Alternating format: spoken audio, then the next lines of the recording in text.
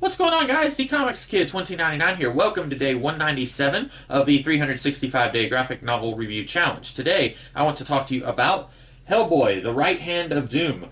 This is volume 4 of the Hellboy series if you are reading it in the trades like I am. And this collects several little one-shots and mini-series, specifically the Right Hand of Doom mini-series, which is arguably the most important story in this trade paperback, maybe even in the series so far. I've been talking a little bit in these reviews of the Hellboy trades about how the series is jumping back and forth between being really heavy on the overall story arc of the entire series and then being nothing to do with the story arc of the entire series and being standalone stories. For example, volumes 1 and 2 are very much part of the overall arc, and then volume 3 has nothing to do with the arc. It's a whole bunch of standalone stories. Volume 4 is smack dab in the middle.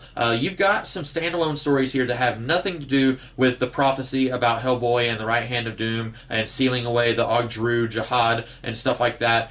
You've got stories that don't have anything to do with that, and then you've got the Right Hand of Doom story, which brings back a lot of that stuff.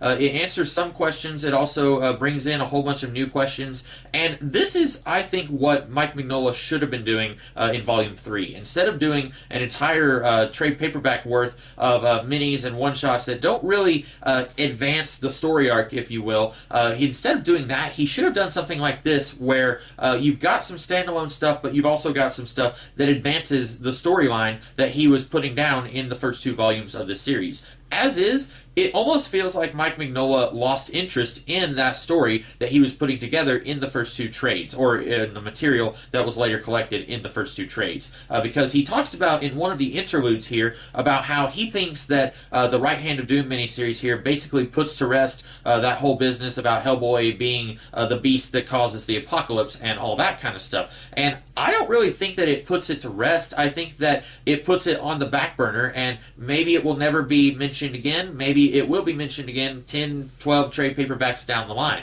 Because at the end of this book, basically the devil, or someone who could be the devil, he comes and takes this invisible fiery crown that apparently Hellboy has been wearing this entire time, and he says, I'm going to hold on to this for you in hell. Hellboy says he wants nothing to do with the crown. He doesn't want to be the harbinger of the apocalypse, which can you blame him? And then this guy who could be Satan says, okay, we'll see about that. I'm going to hold on to this crown for you in hell. Now, he specifically says that, and I don't know how far in advance Mike Mignola was planning this series. I know by this point, the material collected here was coming out around 1999. I know just a couple of years ago, maybe 4 or 5 years ago, Hellboy died in the comics and went to hell. So it would be very interesting to me if Hellboy actually took the crown back and took over hell and maybe went around fighting demons and taking their turf in hell. That's what I would do if I was writing Hellboy, but this series has been an exercise in things that the Comics Kit 2099 wouldn't necessarily do if he was writing the series, and obviously it turned out very well in that regard. But that brings me back to something I was mentioning earlier about how the stuff here came out in 1999, and it sometimes takes me a little bit of time to realize, it's difficult for me to realize that this series was moving at a slower pace than a lot of ongoing comics usually do.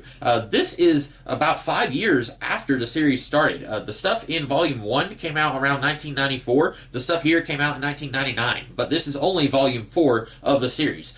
This series moved at a slower pace than a lot of other comics. And I think that's because instead of Mike Mignola doing this as an ongoing series where you get 12 issues a year, he was only doing minis and one-shots and little short stories in Dark Horse Comics Presents and stuff like that. And that allowed him the opportunity to make each miniseries be as good as he could possibly make it. He didn't have to worry about doing 12 entire issues in a year. From what I've heard, Mike Mignola, he's not just glacially slow on doing the art, but he's not going to crank out 22 pages a month. He's not at that speed in his production. So this allows him to move at his own pace, and as such, it can be difficult for me to remember sometimes that when I'm reading Volume 4, this is 5 years after the series started. And I'm wondering if Mike Mignola 5 years later, if he was just bored with this whole prophecy thing that he had set up in the first 2 volumes, and he didn't want to do anything else with that, so he basically gets rid of it here with a backdoor pilot of a possibility of it coming back later on. Maybe it will, maybe it won't. I really don't know the answer to that because I haven't read past like Volume 8 of the series. But I'm wondering if that's why after Volume 4, the series kind of goes in its own direction where Mignola was more comfortable in doing these standalone stories that don't have anything to do with the prophecy. I think I'm okay with that because, like I said, Volume 3 was really good, and a lot of the standalone stories in this volume are exceptionally good. This has one of the funniest comic books I've ever read in my entire life. It's the 2-page story of young Hellboy eating pancakes. It is hilarious. You should buy this volume just for the pancake story, or if you can find it wherever it was originally printed, go ahead and read the pancake story. But it is hilarious. I really wish that Mignola had done just an ongoing series of Hellboy being a brat and the army taking care of him. I think that would have been really funny, but apparently Mignola wasn't interested in that. He said as much in one of the interludes here, but I really love that story. So I'm okay with the idea of Mignola moving the series into a direction where it's mostly standalone stuff that doesn't have anything to do with this ongoing arc that he was setting up early on. But if you are going to do the series as standalone stories that don't have anything to do with some larger plan, then don't set up the larger plan if you're not willing to follow through with it. That's my big problem here. I am a little bit more interested in going forward with this series than I was the last time I read this series. I mentioned, I think, in the first video I was doing on these Hellboy books that I'm not a huge fan of the Hellboy comics. I'm finding rereading this series that I like it a lot more than I did the first time I read them, but I'm still having some problems, and I'm noticing these problems a little bit more clearly, and I'm also noticing why these problems are arising. I'm seeing a little bit of a pattern in how Mike Mignola works, and how he seems to be more interested in doing a certain type of story than he is other types of stories. So it's making me a little bit more aware of what the problems are and why they arose. But overall, I did really like Hellboy, The Right Hand of Doom. I think it is a good little conclusion to the first 2 volumes and the stuff that was set up there,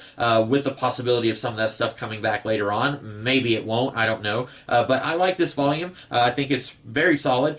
Probably one of the best of the series so far, out of the 4 that I've read. So those are my thoughts on The Right Hand of Doom. I hope that you guys liked this video, and if you did, be sure to like, share, comment, and subscribe, and I will be back tomorrow to talk about another video. In the meantime, you guys have a great rest of the day. Catch you later.